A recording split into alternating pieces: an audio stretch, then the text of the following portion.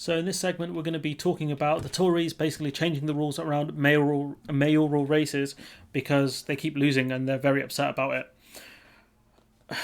This is pretty funny, I can't lie. So, one of the few highlights of Labour's local election performances were the two mayoralities that the party managed to take from the Conservatives in the west of England, Cambridgeshire and Peterborough. So the Tories are very angry that Labour managed to win these mayoral races. That's a very hard word to say. Police and crime commissioners and mayors are elected on a supplementary vote SV system. Each voter registers both the candidate who they want to win most, then the second preferred candidate. If no candidate wins over 50% of votes initially, all but the top two candidates are eliminated and their votes are redistributed to the candidate their voters put as their preference. So, for example, in the London mayoral race, say for your first preference you voted for that guy, the NDL, Nico's Defence League, and then you'd put, say, Sadiq Khan as your second choice. What happened is once they tally up the votes, they'll say, look, you've got Sadiq Khan and Sean Bailey at the top, and then you've got everyone else like Nico's Defence League. I don't want to mention that other dude, but, other people, the Lib Dem candidate and whatever. And so their votes would be given to their second preference. I think this is a much better system, to be honest. I think the Lib Dems have a system where, like, you just keep eliminating candidates until you're just left with one. They just keep redistributing the votes, which is quite an interesting system. I can't lie, but I quite like this SV system. It's better than the one in general elections. But some people may not like this because it benefits left-leaning parties more. Say, for example, you might live in a seat where it's you want to vote for Lib Dems or Labour, but you're not really sure which one. You could put Lib Dems as one and then Labour as the second one. So then that kind of helps stop tactical voting or reduces tactical voting, which I think is great. I like this idea.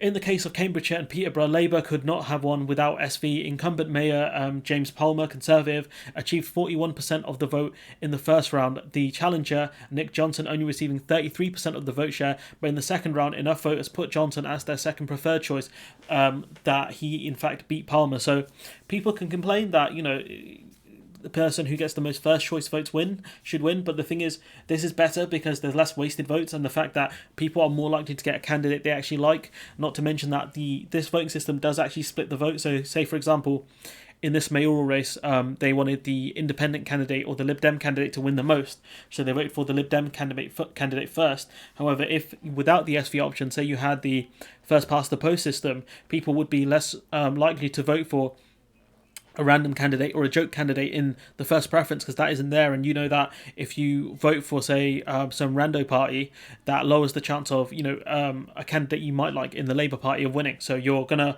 be more likely to tactically vote, which is not very democratic, is it? If, say, you wanted that Nico to win the London mayoral race, but in your heart you have to vote for Sadiq Khan because London has hypothetically moved to a first past the post system. That's not great, is it? It's not a great system. I like this SV system.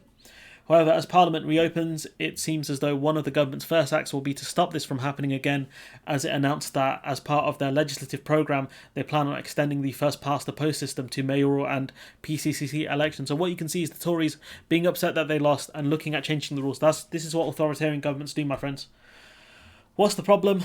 Most are happy to admit that SV isn't perfect. Systems like single transferable vote, in comparison, not only allows their voters to rank their top two candidates, but all of the candidates from first to last.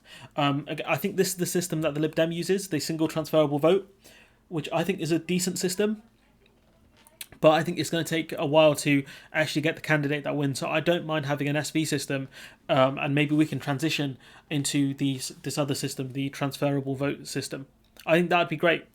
But SV at least ensures that at the end of the day, one candidate receives over half the votes cast, which, again, that's better. I think if you at least have a majority in that sense, it does make your mandate a bit stronger. At least it looks a bit stronger. The consequences of getting rid of SV. So a change back to the first past the post system will mean that a candidate can win with as little as 30% of the vote, because all you have to do is just have slightly more than everyone else in the first past the post system. That's it. As often happens in council elections, in practical terms, less proportional systems also decrease voter turnout because, say, for example, if you don't think the candidate you actually like is going to win, you're not going to come out and vote, potentially. So fewer people will be voting for these positions. So it's, the first past the post system is way less democratic than a lot of the other systems. I think an SV system is a good idea.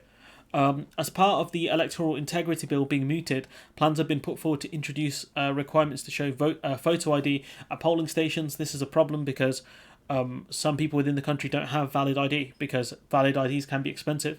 There are councils that can offer you ID cards, which is an option for people, but I think that if the government wants to move to a system where you have to have ID to be able to vote, then I think that the government should offer you that ID for free. Why is the government doing this? Simple, power. Great, I like that. Generally, SV benefits independent candidates standing against the main two candidates. So this will impact Labour as well. Maybe not as much, but again, I think Labour should back this, back keeping SV, even if it does impact Labour.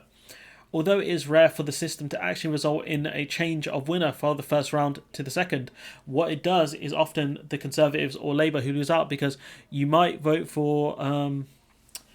It's quite a strange one actually when you think about it, because you would think that the Conservatives or Labour would be most people's second choice, but it looks like that's not the case. So you've got a lot of examples here, so we'll just run through some of these. So you've got Mansfield Mayor, Labour to Independent; Stoke-on-Trent Mayor, Labour to Independent; North Tyneside Mayor, Conservatives to Labour; Doncaster Mayor, Independent to the English Democrats, never heard of them; Mansfield Mayor, Labour to Independent, Conservatives to Independent, etc. You've got probably about 10, just over 10 examples. I don't know if this is. So this shows all the instances. So you've got about 10 cases where this has happened. So it's not as big a deal. About probably 15 cases where you could say this has happened, and no one's complained until now. So if you look here, the Conservatives to Labour, that's the Cambridgeshire and Peterborough Metro Mayor, and you've got here, Conservatives to Clyde, etc. So you don't have many recent examples. You've got 2 in the last cycle. One in 2015, and you've got a lot in 2012, a ton in 2012. This isn't a big deal. Getting rid of the SV system, should be high on the priority list. It is high because the Conservatives obviously want to do it to keep power, but for them to argue that this is an undemocratic system or whatever, it's a load of rubbish. It's doing its job, which is to get the candidate which has the most preferred votes, be it at the first one or the second one. I think this is a good system, as I've said multiple times. The other is that decreased turnout actually helps the Conservative. Studies generally show that low turnout, along with those under the first past the post, tend to help right-wing parties. We see that in the UK, but also America. That's one of the other reasons they want to get rid of it. There's not much else I want to cover because the rest of this article is about photo IDs. But don't let anyone tell you that the SV system is undemocratic or whatever. It's far more democratic than the first past the post system. Far more democratic, and I like this system. It decreases the chance of tactical voting, because at least you get a free shot on a candidate that you like, whether that's again Nico's Defence League or Lord Buckethead, who can't remember if he changed his name now, or say for example if the Dolphin guy was running in London, you can have a joke candidate, or maybe even the Lib Dems if you actually believe in them, or the Greens, but then your second preference is going to be the candidate that you think is most likely to win and that you also like. So example, London might be Sadiq Khan, in Manchester that might be Andy Burnham, despite the fact that I do have issues with Andy.